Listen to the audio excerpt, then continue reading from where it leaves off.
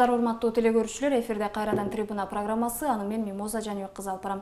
Биз бүгүнкү эфирде Ош облустарынын пилоттук райондорундагы студенттер, окутуучулар, элеттик аялдар жана жаштар үчүн санариптик көндүм борборлорунун расмий багыттары боюнча сиздерге маалымат беребиз. Ал үчүн бизге атайын коноктор да келген, тааныштырып өтөйүн.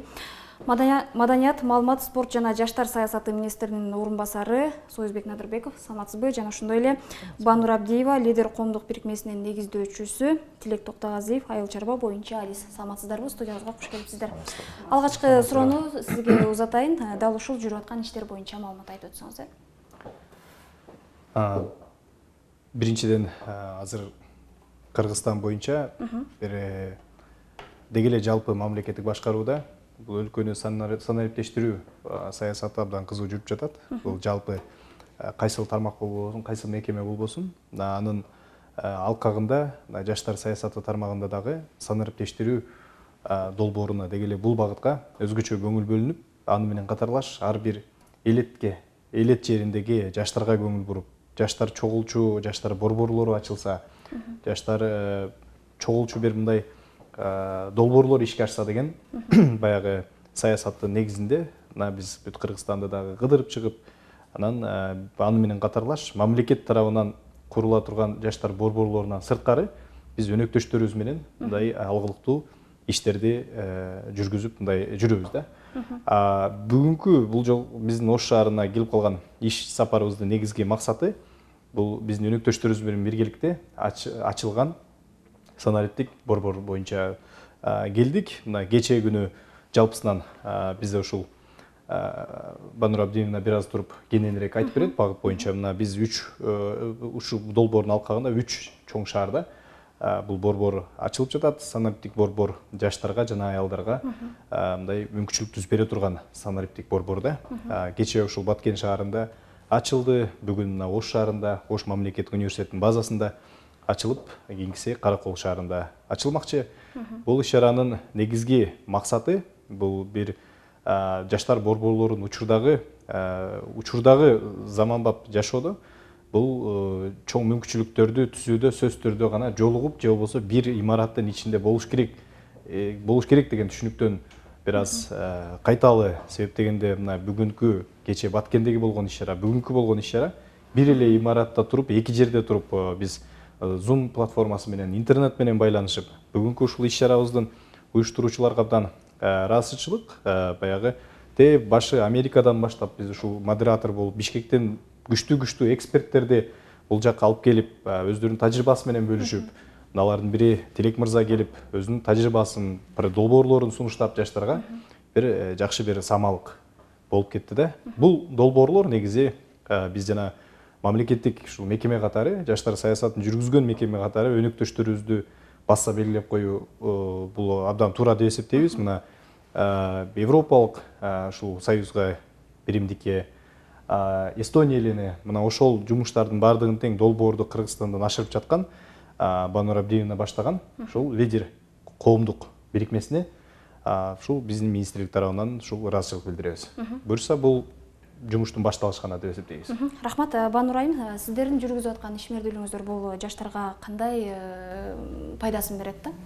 Мен ойлойм, мүмкүнчүлүктөрдү ачат. Биздин долбоор негизи уюм боюнча айтып кетсек, лидер коомдук бирикме былтыр 8 октябрда 30 жылга толгон. 30 жылдын ичинде көп туруктуу долбоорлорду аткарды. Айта кетсек, мисалы, Аристин программасы тренингдик компонентин биз баштап бергенбиз, анан кийин уланып кеткен. Андан тышкары бир айыл бир продукт деген долбоор бар. Аны дагы алгач пилоттук фазасын биз өткөрүп, анан ассоциацияга тапшырып бергенбиз. И азыркы учурда эстониялык эл аралык борбор менен чогуу бирдикте Европа биримдигинин каржылоосу менен бирдикте Диги Конуш деген кыскача аттуу долбоорубуз. Бул деген элет коомчулукка таза, айкын санарип аркылуу келечек куруу деген долбоорду аткарып атабыз. Ал долбоордун бир компоненти бул санарип көндүмдөр борборлорун ачуу. биздин министрдин орун басары айтып кеткендей, биз 3 шаарда ачылып жатабыз. Ал жанагы университетте орношкону менен негизи мындай дүйнөлүк практика, ар бир университеттин кампусу бул деген өзүнө кандайдыр камтыган, ар кайсы коомчулуктарды, коомдук уюмдарды бири-бирине камтыган мындай шарт түзүүчү инфраструктура болуп эсептелет.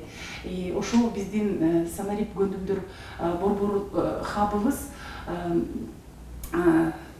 биринчиден окутуу компонентин камтыйт, экинчиден жанагы Көндүмдөр компоненти, биз деген электрондук коммерция боюнча азыр модулдарды чыгарып жатабыз. Андан тышкары стартаптар боюнча грантовый конкурс болот, гранттык конкурс. Ал жерге албетте студенттер, элеттик коомчулуктар катыша алышат. Андан тышкары биз кесиптик лицейлерди камтып атабыз. Кесиптик лицейлер, мисалы Эстониянын тажрыйбасын кичинекейин деле өзүн ишке ашырса, канчалык пайда болот деп ишенебиз. Андан тышкары биздин долбоордун аягында чоң мындай тек фестивалдарды өткөзөбүз. Ал жерде көрсөтө турган натыйжалар болот деп үмүттөнөбүз. Рахмат. Тилек мырза, сиз дагы ошол жаштар менен жолугушуп атпайсызбы? Анан баамыңыз да кандай экен, бир жаштардын дымагы кандай экен да?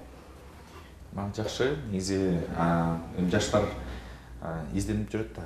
Азыркы учурда өзгөчө эмне менен иштесек, эмне менен алектенсек, келечегибиз кандай болот дегендечи, кайсыл тармакта өнүксөк, кайсыл жакта перспективасы бар деген мындай көп суроолор бар болот да. Ошондуктан биз дагы мындай туура жолго салып кетели дегендей дагы ой болду. Азыр перспектива, азыркы өзгөчө мондай кырдаалда, түшүнүксүз учурда, дүйнөлүк мондай кризисте, дүйнөлүк ар кандай азыр ар кайсы жерлерде бир конфликттер жаратылып атканда, дайыма айыл чарба өтө маанилүү болот да. Айыл чарба эмне болбосун, кайсыл тармак кризис болбосун, айыл чарбада эч качан кризис болбойт.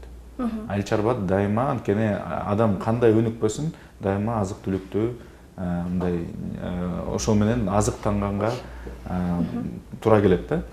Бирок ошол эле учурда биз бул коопсуздук жагын алганы менен ошол эле учурда өнүгүүнү айтсак, биякта IT тармак бул өтө перспективасы чоң. Анан эгерде биз айыл чарба менен IT-ни айкалыштырган, ошо чогуу ала кетип турган бир тармактар дагы бар. Азыр дүйнөдө аябай көп, мисалы үчүн геоинформационный система деп коет. Бул ошол космостогы тартылган сүрөттөрдүн негизинде чоң бир аналитиканы жасай турган иштер бар. Мисалы үчүн азыр бизде 1000 деген кишилер айыл чарба министрлик тарабынан, анан айыл өкмөт тарабынан, Натстатком тарабынан 1000 деген кишилер ушул айылдарда эмнелер өсүп атат деген маалыматтарды чогултуп жүрөт да. Аны бир эле программист, бир эле атайын программа менен санап койгонго мүмкүнчүлүгү бар. Ал үчүн просто ошол Кыргызстандагы ар бир 5 күн сайын сүрөттөрдү алып, космостон тартылган сүрөттөр. Ошонун негизинде искусственный интеллект деп коет, ошол баарын өзү айтып берип алат да. Эми элестеткиле, канча деген миллион керек болсо миллиард деген сомдорду биз өзүбүздүн бюджеттен үнөмдөп, так маалыматты ушул мамлекет дагы өзүнө алса болот эле да. Ошонун негизинде дыйкандарга дагы багыттарды берип, мына буякта азыр ушул шарттарда, ушул климаттык шарттарда бул жакшыраак өсөт, бул культуралар. Башка жакта башка нерсе жакшыраак өсөт деп туруп, ошондагы бул программалар өзү аныктап бермегиле да. Андан тышкары соода тармактары бар, азыр атайын соода площадкалары бар, платформалар. Ошолор аркылуу сен өстүргөн нерсени дагы ошол жака чыгарып, сатып алган жагынан кыйналып атсаң, ошол жака чыгарып сатканга мүмкүнчүлүктөр бар. Жалпы мындай дүйнөдө айыл чарбада инновациялар аябай алдыга кетип атат.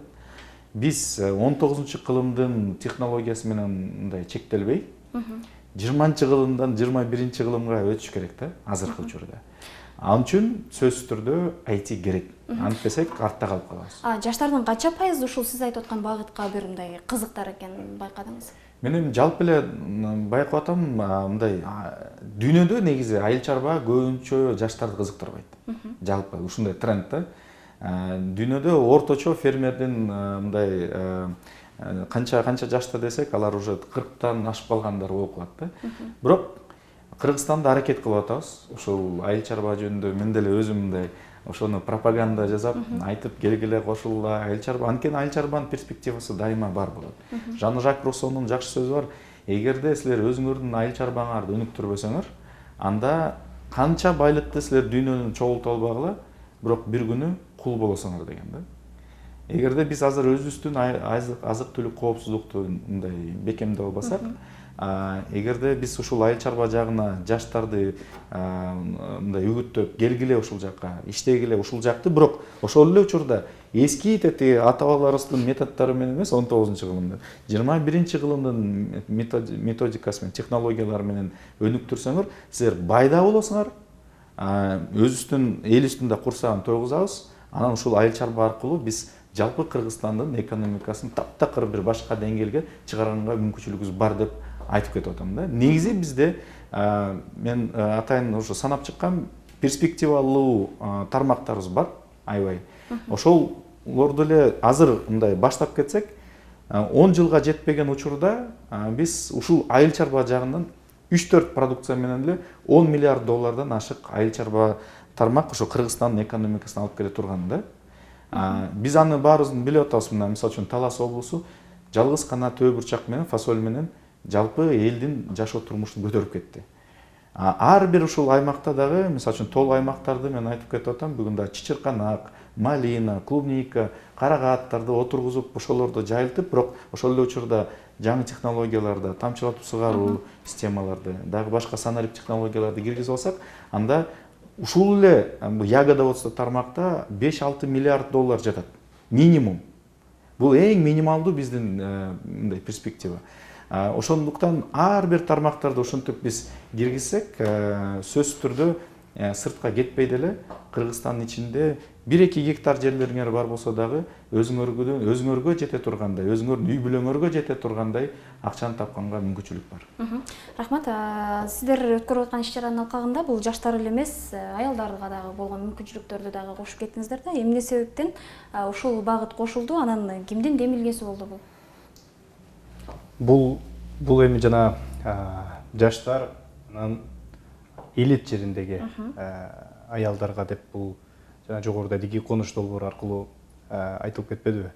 Менимче жаштар багыты боюнча мен айтып берейин, уруксат берсеңиздер. Аялдар багыты боюнча идея кайдан келип чыккан, каяктан ушундай ойлор колдоого алынганын ушул долбоордун ушул координатор башында турган Банур айым айтып берсе туура болот да. Биз кыскача мисалы жаштар бүгүнкү иш-чаралардын алкагында жаштарга кыял берүү, максат коюу, ушундай бир саясатын жүрүп жаткандыгы бул өзгөчө бир кубандырарлык нерсе. Жалпы жапа-тырмак баарыбыз биригип туруп бир жумушту аткарганда, ар бирибиз ар жактан аткарып отуруп комплекстүү түрдө караганда, жалпы мамлекеттик масштабта иштер жүрүп атат да. Мына биздин бул долбоордун алкагында биздин ушул аркабыздан келишти. Кечээ Баткен облусунда окуучулар менен жолуктурдук, жаштар менен жолугушту. Бүгүн мына азыркы учурда Ош мамлекеттик университетте жолугуп жатышат. Мына учурдагы тренд болуп жаткан ушул Руслан Акун мырза тарткан акыркы сабак тасмасынын сериалынын каармандары, баш каармандары келишип, өздөрү мына кыялдангыла. Мына жогоруда Тилек мырза айтып кеткендей, IT-ге кандай көңүл бөлүш керек, баягы англис тилине кандай көңүл бөлүш керек. Эң башкысы каалаган нерсеге чындап ишенип, ошого карата баягы чоң максаттарды, кыялдарды койгула деген баягы максатта уюштурулган кыял кербени аттуу мындай долбоор дагы жүрөт да. Азыр ошол долбоорду уюштурган Байрак Групп компаниясына, продакшн компаниясына биз өзүбүздүн атыбыздан дагы абдан ыраазычылык билдиребиз. Себеп дегенде билинбеген менен абдан чоң ишти жасап атышат. Себеп дегенде алардын улуулар жаштарга, балдарга айткандан караганда, ошол балдар өздөрү ошол ролдон чыкпай туруп, балдарга кайрылганы абдан 2-3 эсе таасирдүү болот да. Ошон үчүн учурдан пайдаланып биз ушул өнөктөштөрүбүзгө ошол келген өз убактысын баягы курмандыкка чалып бияка чейин келген биздин ошол балдарга ыраазычылык билдиребиз. Ал эми долбоордун алкагында аялдар компоненти кандай кошулуп калганы боюнча да Банур айтып берсе. Негизи да биздин негизги бенефициарлар бул аялдар менен жаштар. эмне үчүн мына бүгүн айтылып атат, кечээ дагы айтылды, 62% калкыбыздын саны бул жаштар болуп атат да.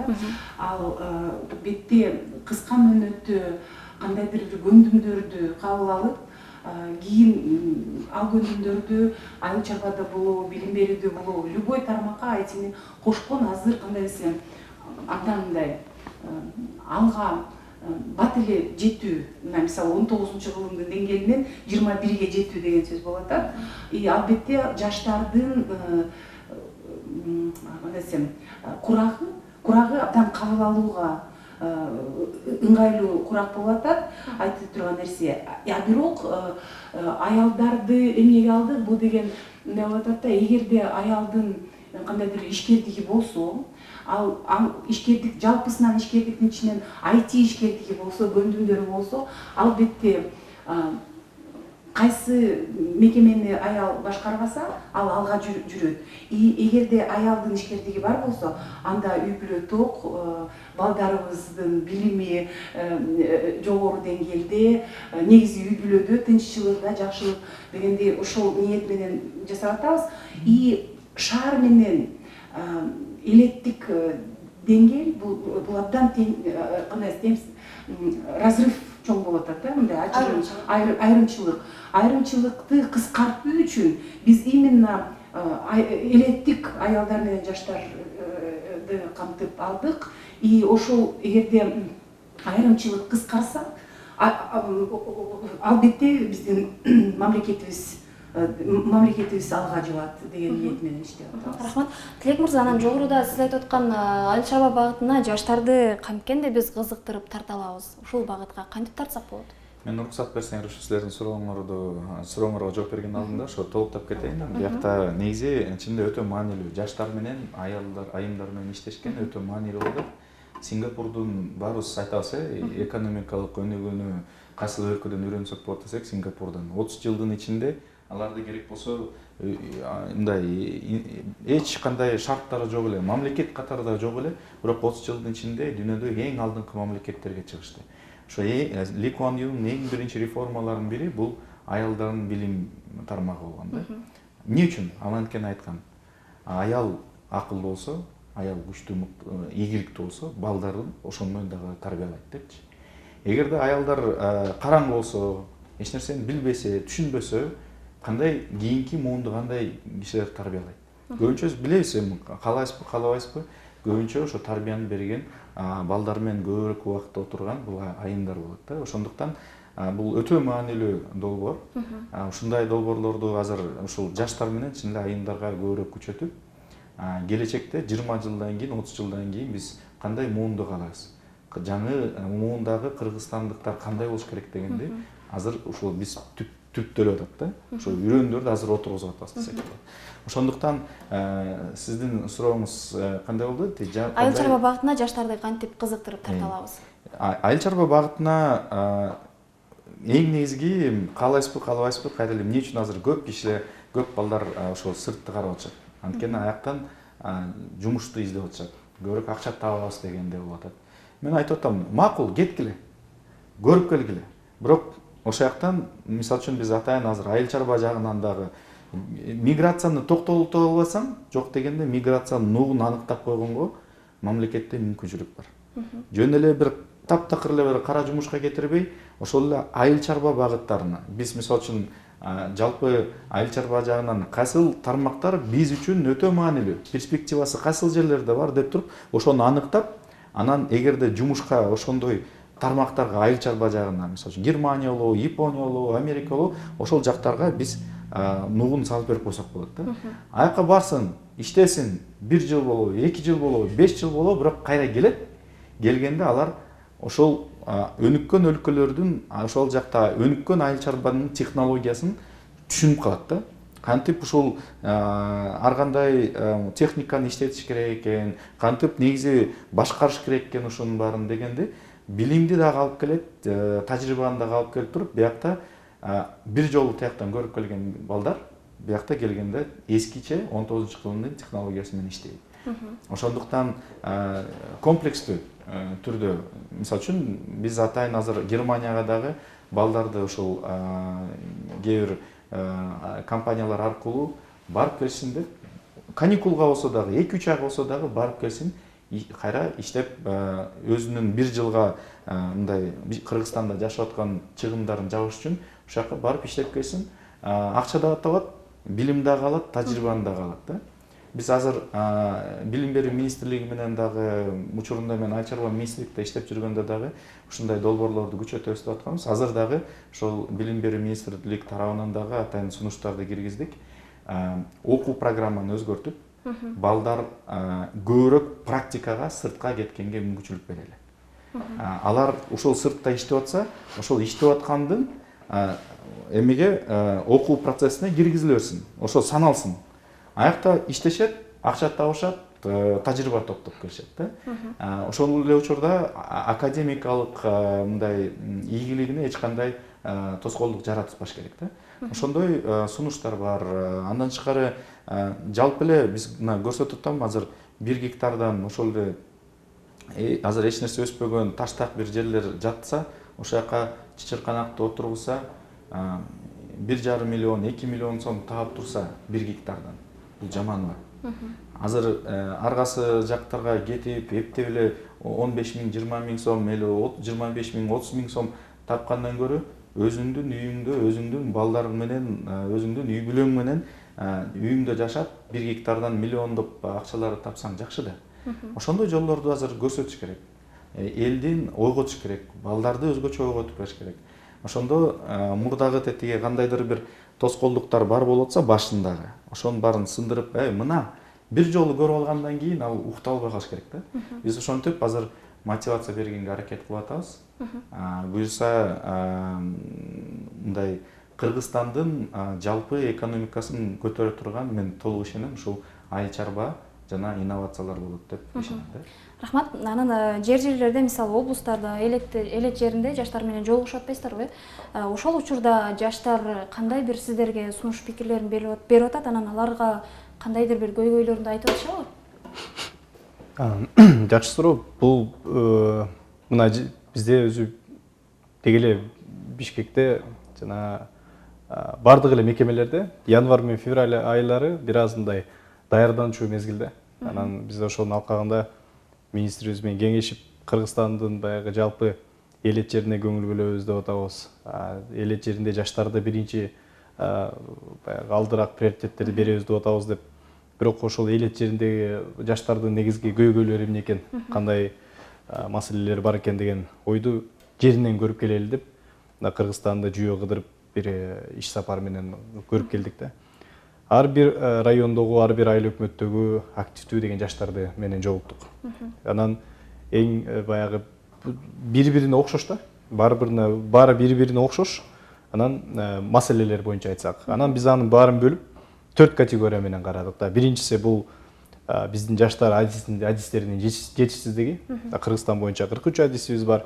Кээ бирки райондордо жоюлуп дагы кетиптир. Ошонун алкагында бир аз маалымат жетүү, анан биз тыгыз иш алып баруу басаңдап калгандай болуп, ошон үчүн жаштар адистери боюнча маселени көтөрүштү. Экинчиси жаштар саясатына бөлүнгөн каржы маселеси. Албетте жанагы биздин министрлик катары мына ошол аткарчу нерсе ошо системдүү өзгөрүүлөр да. Биздин катышуубуз жок эле, өзүнөн өзү жаштарга мүмкүнчүлүктөр өзүнөн өзү түзүлүш керек. Өзүнөн өзү ошол система иштеш керек.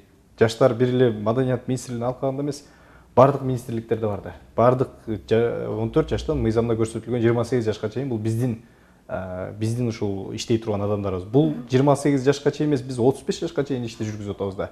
Себеп дегенде баары жаш, ага чейинкилер менен жүргүзүп атабыз. Анан бул маселе мындай болуп атат, кээ бирки айыл өкмөттөр, шаарлар, мэрлер өздөрү айтып атат, биз акчаны бөлсөк дагы, бирок кандай жаштар саясатына деген баягы бюджетте, кодексте жок болгондуктан статья, биз бөлгөнгө мүмкүнүбүз болбой атат. Бөлүп салсак эртең жооп берип калып атабыз. Бизден өздөрү суранышты да. Ошону бир мыйзамдын чегинде ошол кодекстерди өзгөртүп берсеңер, биз жаштар саясатына өзүбүздү өнүктүрүүгө, билимге деген бир пункттар кирсе, кененирээк кирсе, ошонун алкагында биз кичине болсо дагы бөлүп берип турмакпыз деп жергиликтүү бийлик өздөрү айтышты. Ал эми бизде ушул жаштар жана спорт деген биздин статья бар. Анын алкагында жергиликтүү бийлик бөлөт, бирок иш-чаранын 90% спорттук иш-чараларга кетип калат да. Анан кээ бирки айыл өкмөттөр айтат, мен жаштарга катуу көңүл бөлүп атам дейт. кандай бөлүп атасың десек, биз мен улак анан футбол уюштуруп бердим дейт. Анан айттык, эми бул бир эле спортто эмес жаштар. Жаштар маданиятта бар, өзүнө өзү илимде бар, интеллектуалдык жактан бар. Ошон үчүн биз ушул азыркы учурда ушул министрликтен активдүү бунун үстүндө иштеп жатабыз. Анан бул эң ушу маанилүүсү байланыш маселеси да. Биздеги жакшы долбоорлор, мамлекеттик могул сыяктуу бир иш-чаралар болсо, элет жердеги жаштарга маалымат жетпей калып атат да. Алар менен механизм бир аз жок болуп, биз баягы набор бүтүп, бир иш-чара ишке ашкандан кийин аны угуп калып атышат да жаштар. Анан жаштар ошону суранышты, биз аны алкаганда, биз мына санариптик заманда бизде жаштар менен элет болобу, кайсыл жак болбосун байланыштырып тура турган бирдиктүү бир порталды иштеп чыгалы жаштар. Бир маалымат керек болсо, бир маалыматты бир жактан таап, бирөөнү бир жактан издеп, бирөөнү мындай окуйм десе башка жактан издебей, баардыгы бириккен бир чоң хаб, бир портал болсун. Ал жерден негизги маалыматтар болот. Андан кийин гранттар, стипендиялар, жогорку окуу жайларда мүмкүнчүлүктөр, эми ар бир жумуш орундар, ар мисалы бир университетке кирем десе бир сайтка кирет, экинчи университетке экинчи сайтка кирет.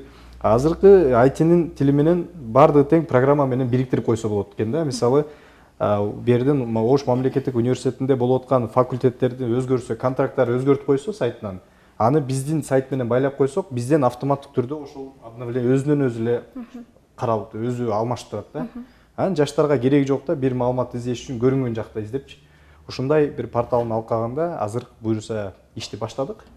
Кудай буюрса, мына чекеден баштап атабыз. Түздөн түз эң сүйүнгөнүбүз жаш көйгөйдү жаштардын өзүнүн талабынан, өзүнүн оозунан угуп, бизде бир элет боюнча мындай конкреттүү бир мындай картина пайда болду да, ишти алып барууга. Анан мен жакында эле социалдык тармактардан окуп калдым. Активист жаштардын бирөөсү жазган экен. Жаштардын башын бириктирген, бир билекке бир бириктире турган мамлекеттик идеология болуш керек деген көз карашын айткан экен да. Жалпы суроом сиздерге болсун, кандай ойлойсуз? Негизи эле ушундай мамлекеттик идеология болуш керекпи? Кантип жаратабыз? Тилек мырза. Азыр эми ушундай сунуш киргизип атам. Мүмкүн мындай азыр көрүүчүлөр дагы, силерге дагы эгерде жакса, бул жаңы муундагы көчмөндөрдүн эгерде биз идеологиясын киргизсек, көчмөн деген ким? Көчмөн деген күчтүү инженер. Анткени эгерде биз өзүбүздүн боз үйлөрүбүздү алсак, бул инженерлердин эң мындай чоң элестеткиле, касыл башка элдер өзүнүн үйүн мындай жарым саатта чогултуп, кайра башка жакка барып, жарым саатта чогултуп алган. Бул инженердик өзүнчө талант да. Көчмөн деген ким? Көчмөн деген өзгөчө биздин ушу Кыргызстанда көчмөндөр бизде тоолук аймактарда өйдө ылдый түшүп, ар кандай бул кандай ой жүгүртүү бизде бар. Өйдө көтөрүлгөндө ылдый түшүп, ар кандай мындай ар кандай жерлерден өтүп атканда биз максат койгондо, ошо бир жакка жетем дегенде ошону алып кете алабыз да. Ошондой характер бар болуп калат биздечи, мүнөзүбүз ушундай болот. Андан тышкары ысык, суук болот. Бир күндө кээ бир тоолуу аймактарда чар жайыт болуп турат, сонундай ысык болуп турат, бирок кар жаап кетет дегендей. Бул дагы кандай мүнөз? Бул өзгөрүүлөргө өтө бат адаптация болгон мүнөздү жараткан да. Демек, 21-кылымда санарип технологиялар өнүгүп атканда, азыр күн сайын, саат сайын көп нерсе өзгөрүлүп турат да. Ошондо жаңы муундагы көчмөндөрдүн ушул таланттары керек. Биз Кыргызстан лидерлерди даярдай турган өлкөбүз. Дүйнөлүк лидерлерди. Өзүбүздүн эле өлкөбүзгө эмес, анткени ар бир өзүнүн мындай тоосуна чыгып алып туруп эле мен биякта ханмын, мен биякта кыйынмын дегендей ойлор дагы бар да, билесиз да, туурабы? Биз өзүбүз айтабыз, ар бир үй бүлөдө кичинекей бала турса, мына бул келечекте президент болот дегендей сөздөр дагы айтылат. Анан демек ар бирибизде ушундай амбициялар бар, бирок ушул амбицияларды туура жолго салып, тажрыйбаны берип, билимди күчөтүп, технологияларды берип, кур намыс болбой, чыныгы намыс жарата турган, баарыбыз сыймыктана турган жаңы муунду азыр даярдашыбыз керек да. Эгерде ошондой айтсак, кыргыз жаш кыргыз деген ким? Бул күчтүү инженер. Бул асыл ойлору менен жаңы бир нерселерди ойлоп тапкан балдар, кыздар депчи. Бул ушундай кандай бир өзгөрүлбөсүн тилдерди бат эле өздөштүрүп алат. Биз чын эле кааласаң орусча орустарга караганда жакшы сүйлөп коебуз, туурабы? Англис тилди үйрөнгөндө үйрөнүп коет. Каалаган тилдерди биз бат эле үйрөнөбүз. Программирование десек, программированияны да үйрөнөбүз. Биздин мигранттар Москвага барып алып туруп, башка эмелерге, элдерибизге караганда кара жумушту жазабайбыз деп туруп эле мындай сервис жакка кирип кетти. Чикагога барсаң, аякта дагы бүт мындай эң жакшы эле бутка туруп кеткендер ошо кыргыздар болот. Демек, бизде ушундай талант бар. Ошол талантты күчөтө турган мамлекеттик саясатты биз жүргүзсөк, мамлекеттик идеологияны түзсөк, анда сөзсүз түрдө 10 жылдан кийин, 20 жылдан кийин биз таптакыр башка муунду көрөбүз. Ал муун болсо биздин Кыргызстанды дүйнөлүк лидерлердин арасына киргизет деп ишенем. Рахмат, Банур мырза, сиздин кечиресиз айым. Сиздин оюңузду ким келип атат? Мен Тилек мырзаны угуп атканда бир конкреттүү мисалга Ынанып атасыз. ынанып атам. Мисалы таланттуу көчмөндөр дегенде и вот амбициялар айтып атканда сөзсүз түрүндө жана инженерлик же болбосо билимдүүлүк, илимдүүлүк же болбосо кандайдыр бир өзүнүн жаратмандуулугу сөзсүз түрүндө колдонуш керек. Бир мисал, 90-жылдары абдан жакшы көргөн нерсени ишкерликке айлантам деген биздин белгилүү инсаныбыз, вот апасынын жармасын ушунчалык сүйгөн Табылды Кемиржиев болуп атат да. Шоро, да, Шоро компаниясы. Анда 90-жылдары аны шылдың көрүштү да. Наоборот, колдобостон шылдың ой эркек башы менен эми эки чака жарманы базарга ташыйсыңбы деген эскерүүлөрү бар. Ошого карабастан ал киши ушунчалык жакшы көрчү өзүнүн жасаган жумушун, өзүнүн мындай жеке үй бүлөдөгү кичинекей идеология болуп атат. Бул эмне? Бул менин баалуулугум, энем жасаган рецептти мен деп кыялданчу Кока-Коладан дагы мыкты кылам деп. Ну вот ошондойлор, ошол таланттарды колдосо да, андайлар көп. Просто кандай десем, ал киши вот просто өзүнүн тырышчагы менен индустрияга айланды. Кока-Коладан дагы белгилүү, пайдалуу, абдан кызыктуу деген. И вот биз, например, тренингтерге өткөзгөндө эмнени жакшы көрөсүңөр? Эмне сиздер үчүн абдан артык? Азыр мисал болот, 1 гектар жерим бар. Бул жеримди эч качанда эч кимге алмаштырбам, бул деген менин мекеним. Бул 1 гектар жерге, пожалуйста, 20 000 сомдо табасыңбы, же жанагы айтып аткан канча миллион, 2 миллион сом. 2 миллион чыгара турган продукцияны жасайсыңбы? Ал дагы өзгөчө талант. Ошондуктан ишкердүүлүктү, билимдүүлүктү, IT тармагын бүт камтыганды колдош керек. Мен колдойм, абдан жакшы идеал. Мен чындыгында даяр болгон эмесмин, ушундай суроо бересиздер депчи, кандай идеология болуш керек. Бирок мына даяр эле идеология болуп атат. Ошонун үстүндө балким официалдуу түрдө эмес, кабыл албаса деле биз иштеп атабыз. Таланттарды колдоо, лидерлерди колдоо, өстүрүү и обязательно билимдүүлүк керек бизге. Жана нукура биздин кандайдыр бир өзүбүздүн баалуулуктарыбыз. Ал ар бир үй бүлөдө бар, ар бир үй бүлөдө. Мисалы, бүгүн дагы жанагы эксперттерди алып келгенде, IT тармагы менен туш кийиздердин кандай байланышы бар деген. Просто туш кийиздерди жети дувандан алып, аны видеого тартып, цифровой бүт ар бир оймолорун чечмелеп, алардын ошо сайган энелердин интервьюларын жазып бир татынакай сайт. Ал сайт азыр мындай 14 жашар балдарга жакшы оюнга айланды. Өзүңдүн дагы ак батаңды терип ал, уюлдук телефонго ал ак батаны жүктөп алат. Чүйдүн апа кебизден мындай, Таластын апа кебизден мындай деген укмуш жакшы сайт, ак бата. Мен просто телегөрүүчүлөрдү чакырар элем.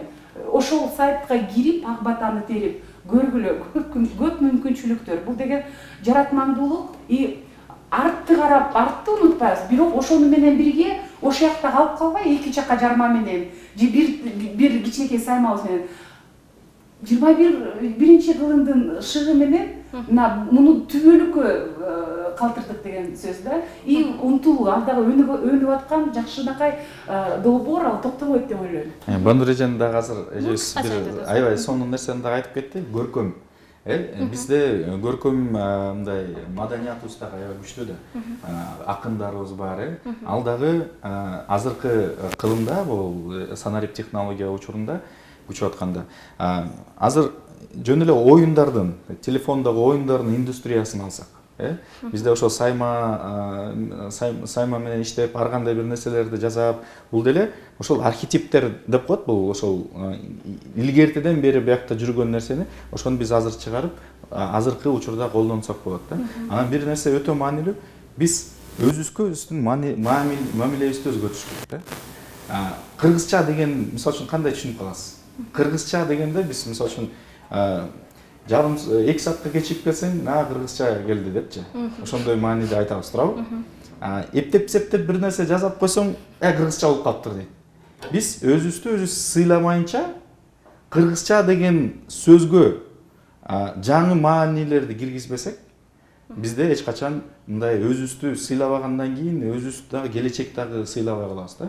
Эгерде кыргызча деп туруп биз бул жана жаңы көчмөндөрдүн деңгээлинде эски бир нукура идеяларды, концепцияларды жаңы санарип технологиялар менен айкалыштырып туруп биз прогрессивдүү бир дүйнөдө болбогон нерселерди ойлоп тапсак, ошону кыргызча десек, анда биз бири-бирибиз менен сыймыктана тургандай. Анан балдарыбызды өстүрүп атканда, мына келечектеги кыргызча көп нерсени жасай турган деп бир басмырлабай. Көбүнчө жерлерде биз сен кыргызсың да сен эмне кыласың, Американы ойлонбой эле кой, немис эч качан боло албайсың деген сөздөр бар да. Ошондуктан өзүбүздү мамиле өзгөрткөндө, ошондо сөзсүз түрдө бизде мындай жаңы муунду түзгөнгө мүмкүнчүлүгүбүз ачылат. Рахмат Өзбек мырза, сөз сизде, пикириңиз кандай? Негизи Тилек мырза да Банур айым дагы айткан пикирлерге толук кошулам. Мына 2014 жылга чейин биз ошол мезгилде чет өлкөдө окуп калдык. Кыргызстан десең тааныбайт эч ким биринчиден. Интернеттен терсек жалаң революция, анан Кыргызстан дегенде ошондой бир сүрөттөр толтура чыкчу да. Андан кийин 2014 жыл көчмөндөр оюндары болду. Мына көчмөндөр оюндары дагы башында бул 2014 эмес, 2006-2008 жылдары дагы ошол көчмөндөр оюндарын баягы башында турган автор болгон Асхат Акибаев мырза планшетін көтөрүп алып, көрүнгөн адамга айтса күлгөн экен. Мына биздин Табылды Эгембердиев агабыз баягы жарманы жасайм дегенде эле да. Баары күлүштү да. Кийин бул бара-бара болуп отуруп реалдууга айланып кетти. Экинчи жолу өткөрдүк Кыргызстан. Дүйнөлүк масштабта олимпиадага альтернатива сыяктуу болуп өткөрүп бердик башка өлкөгө. То есть биз нерсе колубуздан бир нерсени кылабыз десек, колубуздан келет экен. Биз ушундай ишеним пайда болуп калды. Ошондон кийин бизде көп элде ишеним пайда болуп калды. Буга чейин айтат, ошондо күлүп айтчу да, эмнеге биздин кыргыздын чүкөсүн ким ойномок эле депчи. Бүт дүйнө ойноп калбадыбы? То есть биздин көчмөндөр оюндардын алкагында жарышты да. То есть бул дагы бизге чоң бир ишеним берип атат. Кыргыз деген ким мына учурда ушунда кыргыздан жаштарга мына акыркы биздин ушул президенттин 2 жарлыгынын алкагында биз жумуштарды жүргүзүп атабыз. Кыргызстан деген бул дени сак жаш. Жанагы адептүү, ыймандуу, анан жана руханий материалдык байлыкка ээ. Анан эң башкысы мындай Кыргызстан үчүн күйгөн деген. Кыргыз жаран деген концепциянын негизинде эмне? Биз көп улуттуу элбиз. Ошону дагы эске алыш керек. Биз улутубуз кандай болбосун, мен кыргыз жаранмын. Мен Кыргызстан бул менин мекеним деген бул саясат. Мына менимче ушундай бир ой менен жүрүш керек деп ойлойбуз да. Эң башкы ой, ключевой нерсе бул адам сөзсүз түрдө көз өткөндөн кийин баркталат деген нерседен алысыраак болуш керек да. Мисалы айым номад деген жакшы бир кыймыл чыгып, как раз вот Тилек мырза сонун нерсени айтып кетти да. Мына жаңы форматтагы көчмөндөр да. Бизде адамды көз өткөндөн кийин аны барктап атпайбызбы? Мына көз өтелек адамды дагы барктаган өткөндө жакшы иш чара болуп өттү. Аябай жакшы таасирленишти да. Эки эле адам боюнча айтайын. Биринчиси көзү өтелекте сыйланды. Бул Супер Гаи деген бир киши болгон экен. Токмок жакта, Кемин жакта турчу экен илгери. Аппак кийинип, мындай чыкыйып, ошол мезгилдечи. Ал эч кимди өткөрчү эмес экен. Министр өтүп баратса, министрди токтотуп, жок мен кызматтамын деп, министр отурат десе болбой, жок оформлять этем деп, бул өзүнүн так. Азыр эл айтат да анычы. Супер Гаи вот принципиалдуу ушундай адамдай болуш керек. Майы кызматкери ушундай болуш керек. Бурулкан апаны айталы. Мына каттаманы билесиз да, көлгө баратканда. Целый бир чоң индустрия бир жерди жасап койду. Ал апа деген күнүгө кичинекей чатырды коюп алып, кичинекей бир казанды коюп алып, каттама жасашы экен. Мына жыйынтыкта ошол көтөрүп отуруп, кийинчерээк акча жакшыраак чогултуп бир чатырын салат экен. Анан мынтип отуруп, анан тапчанын салат экен сөрүсүн. Ошентип отуруп, азыр эми канча деген адам бул жагы көлдөн, бул жагы нарындан, бул жагы токмоктон канча адамды жумуш менен камсыз кылып атат. То есть бир адамдын кичинекей аракети көп нерсени өзгөртүп коет деген атамда ишеним болуш керек да. Бүгүнкү жаштарга да кайрыларыбыз. Кичинекей шереңке чоң токойду өрттөп коет. Бүгүнкү долбоорун алкаганда айтып аткан нерсе, чыныгы бир нерсени кыла алам деген нерсе, бүгүнкү кичинекей аракеттер келечекте чоң үзүрүн берип коюшу мүмкүн да. Ошон үчүн учурдун трендинен калбаш керек. Ошол эле учурда ата бабаларыбыздын өзүбүздүн ким экенибизди унутпашыбыз керек. Анан Банур айым айткандай, артта калып калбай, ошол нерсени алып кайра алды менен чогуу жүрө турган бир концепция менен жашашыбыз керек да. Менимче чыныгы кыргыз бул дүйнөлүк трендден калбайт, дүйнөлүк трендти жаратат, дүйнөлүк трендтин башында тура турган мындай жаштар да, лидерлер. Ал бизге мисал абдан көп азыр. Баягы башында биз таң калчу элек, Google'да иштейт, Facebook'та азыр көнүмүш болуп калды да. Каякта иштейт, Facebook'та жакшы экен деп коебуз да. Бул деген аябай чоң прогресс болуп атат да бизде. Рахмат, урматтуу коноктор, атайын убактыңыздарды бөлүп келип бергениңиздер үчүн ыраазычылык билдирем. Тилекке каршы бизде убакыт чектелүү. Урматтуу телекөрүүчүлөр, биз бүгүн сиздерге жаштар саясаты боюнча кенен маалыматтарды бердик. Сиздер менен мен Мимоза Жаныбек кызы болдум. Кийинки эфирлерде амандыкта көрүшөлү. Саламатта калыңыздар.